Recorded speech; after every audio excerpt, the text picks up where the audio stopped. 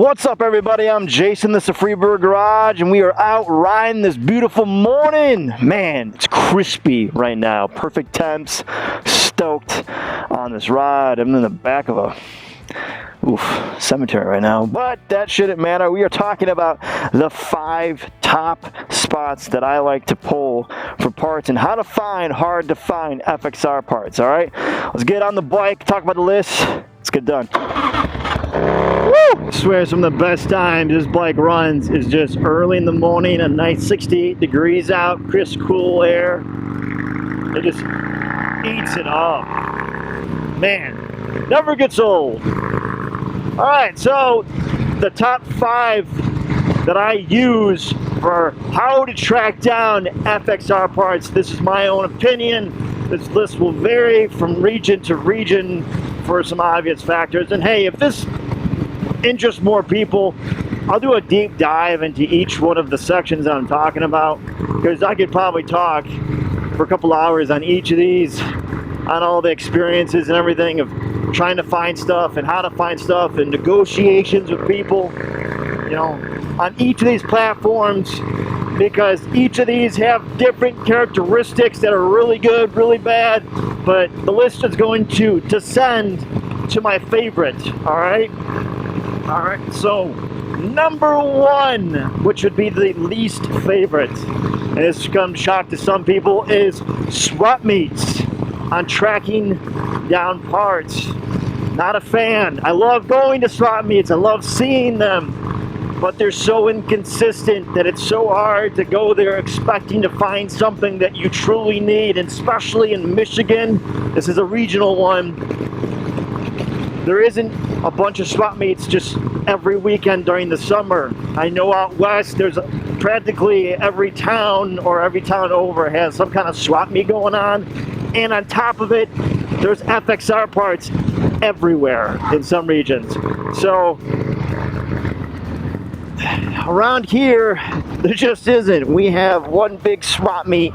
It's the Detroit swap meet. I think there's one up in Flint, Lansing, and then Saginaw. To be honest, I don't go to the other ones just because the Novi one, which is the Detroit one, is the biggest. And I guess you definitely have a chance if you really want to search for something that you're having a hard time finding elsewhere. Go check out the swap meet. And a couple quos on the swap meet deal.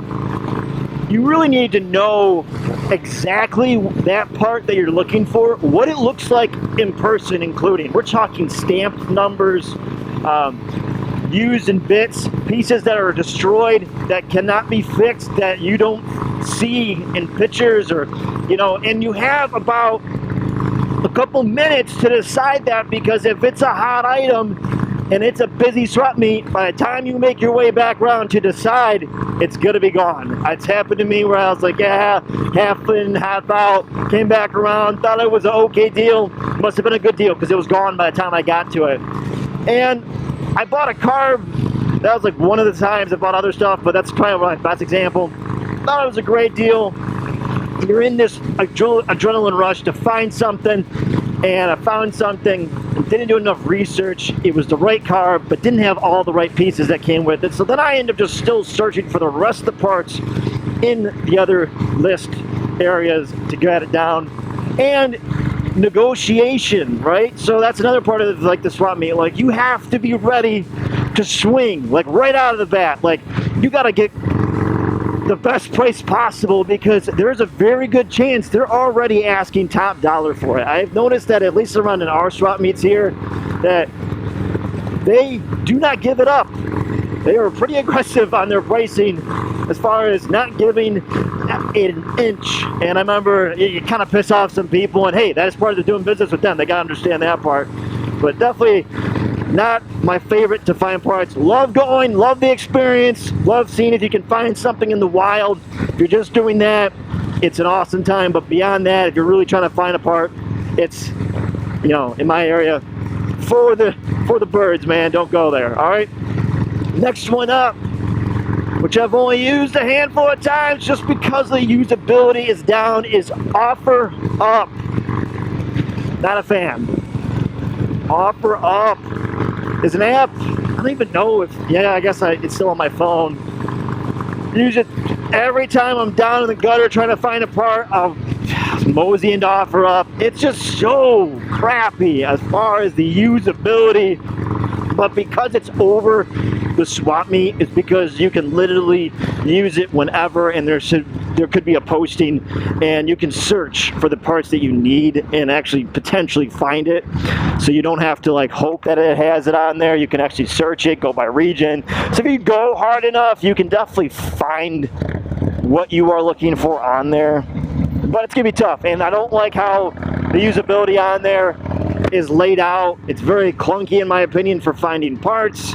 I know a lot of people that have used it with great luck. Me personally, sucks. Don't get into it. All right. Third up, this probably will come to a shock for some, is Instagram.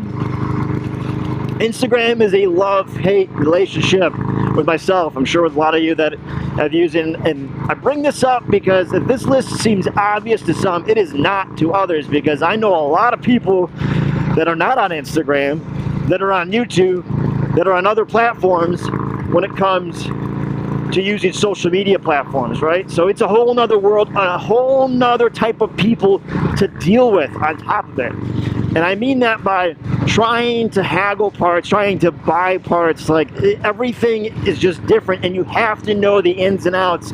And if you've never been on there and you started getting on there, you can easily be duped by someone that is selling parts on there. Notorious for fake accounts that will take stolen pictures, and if you've never been on there or you're just starting to look for parts on top of it, easily be fooled by someone that has, usually some guy across seas, looking for that one idiot to go and buy that $400 Evo motor that they're going to ship for 50 bucks. Too good to be true, because it is. And they're just fake, and they can buy subscribers for super cheap, or buy followers for super cheap. You can always tell, because it's like, you go look at the pictures. If you really want to get into it, go look at the pictures. If it was posted 3 days ago and all the other pictures were posted 6 days ago, 3 days ago, and you don't see anything past the last year to 2 years, there's not a good concrete platform with that person. So there's that with that one. And I don't like the fact that you don't have the great usability to talk to someone. You can direct message, and then you have a picture to go off of. There's no backing, there's no profile other than what they've created on that side of things, and it's not the greatest. But I do like is that there are some great accounts you can follow that have made a good screening of whoever joins them, that they are not scammers. So that's a great part about Instagram. There are some really good accounts on there. If you know who they are, then you can hop on there and trust that when they post or repost for something, generally I would say 90% of the time you should be fine, and at least getting the part. Now, as far as what that part looks like, you got to go off their pictures, and you got to persistently ask with the pictures on top of it. Like, if when you go and buy that part, you need to ask more than what's there, in my opinion. You need to ask a lot of questions. If you don't, you're just shooting yourself in the foot easily, because it's just so easy to hide stuff, and people on Instagram can disappear with a blink of an eye. It is so easy to bury yourself in Instagram and just disappear. You have no face, there is no connection, bam, bam, bam, you're gone, just like that.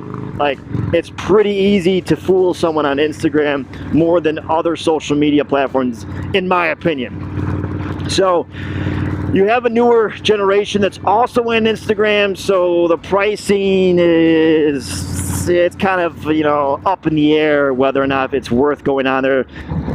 A lot of people like to be very aggressive on their pricing, not aggressive, I should say, very high on their pricing. But I like it because there are some really great accounts you can follow, and you can find some good parts, some parts that are really hard to find on there. All right, so Instagram is number 3 on there.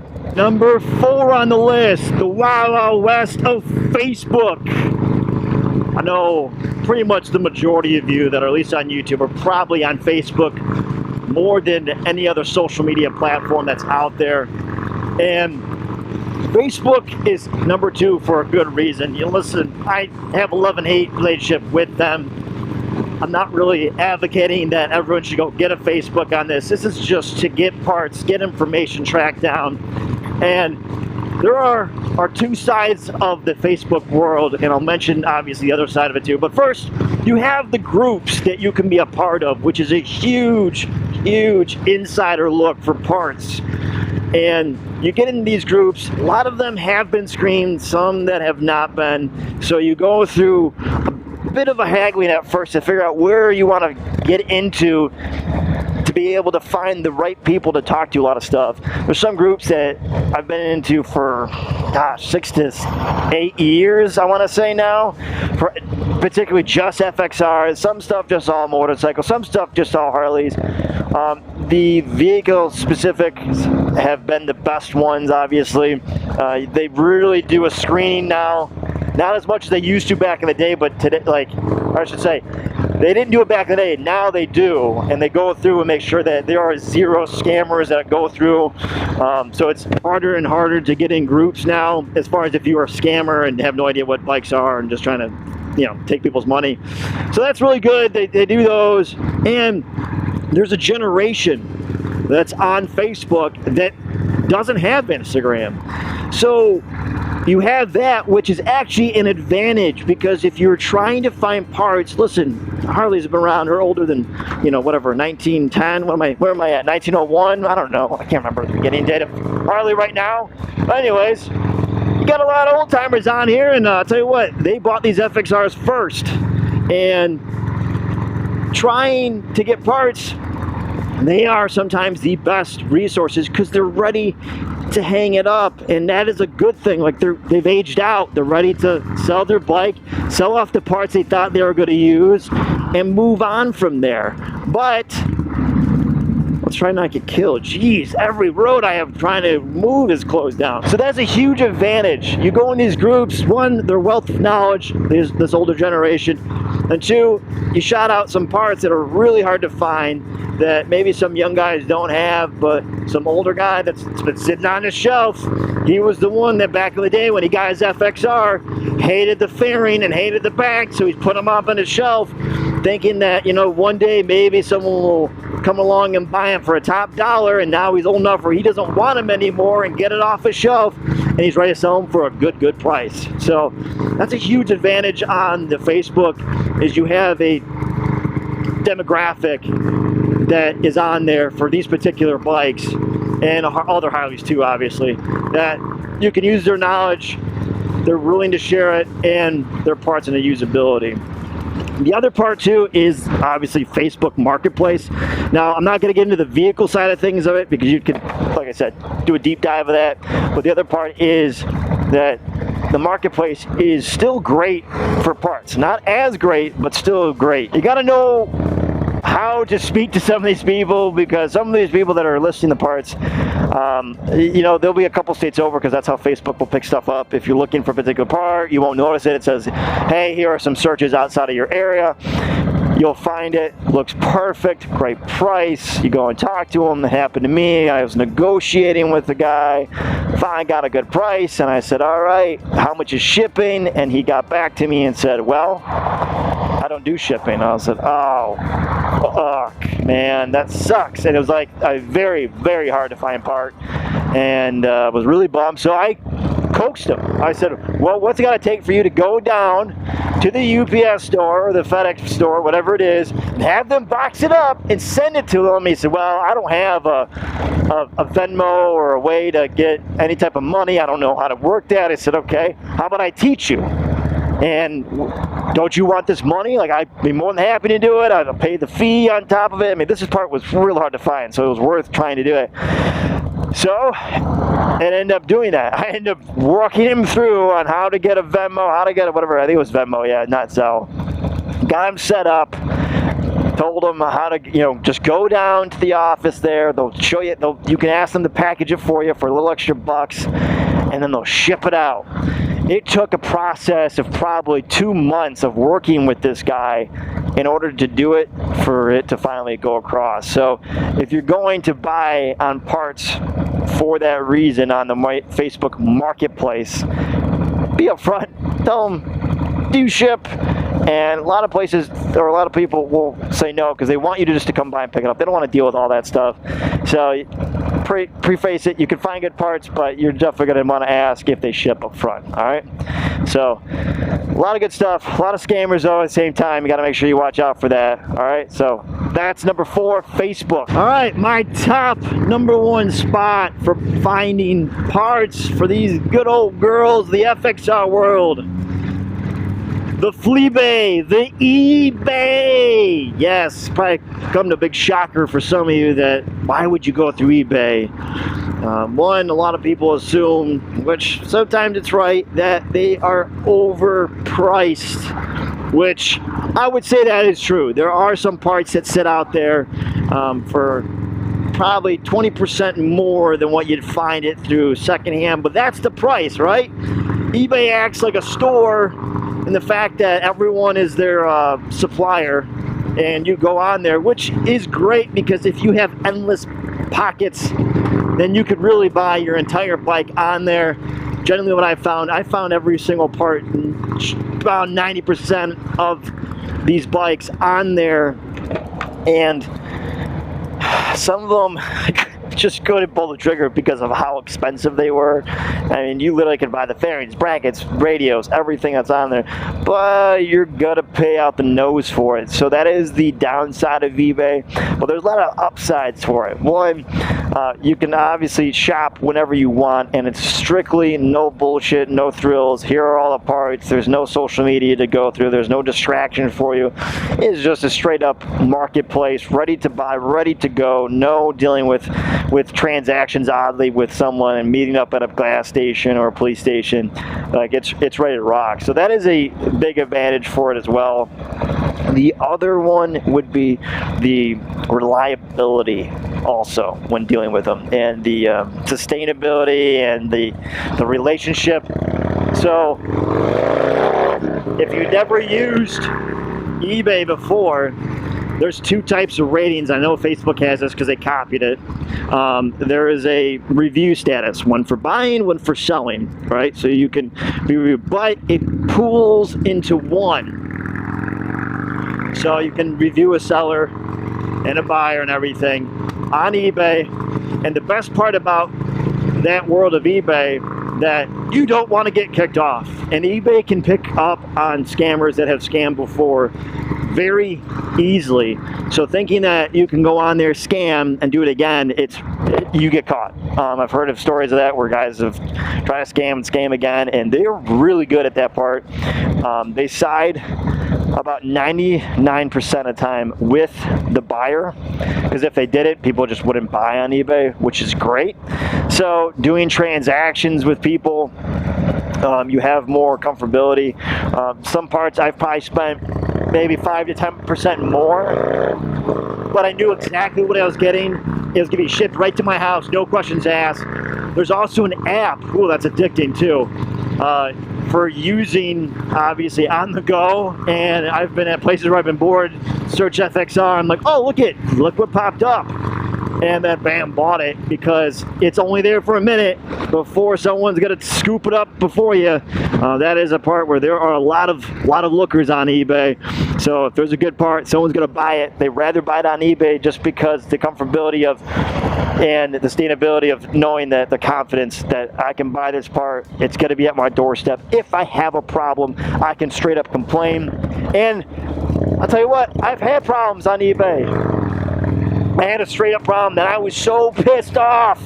I was so angry when it happened that I got a part and it was really, really expensive. It was one of those gut feelings that after I bought it, I had instant remorse. I should have just waited and looked around. But there was someone looking out over me on this part, because when I got it, of course, one side looked exactly like the pictures, and I flipped to the other side, it was all types of fucked up. Like, it was terrible. And I was so pissed because the price that I paid for it, you don't charge someone that for what it looks like, right?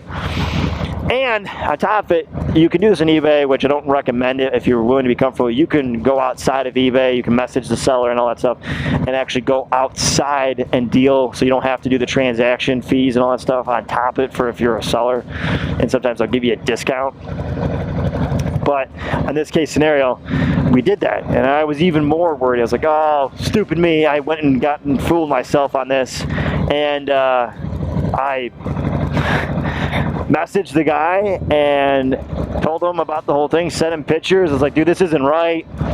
And he has pretty good writing. Some other parts are really good on it, so I was really surprised. And I thought, oh, here we go. It's going to be a battle. And my bank who I deal with is really good. So, I mean, if this guy really want to play the games, I guess we really could go down that. I don't like to, but if you really want to play the game of disputing the charges, but at this price, anyone would, and of what happened.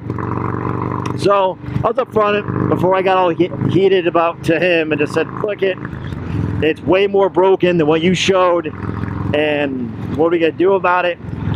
And I knew there was still value, they were still usable, and he shot me back almost like a 60% refund on that.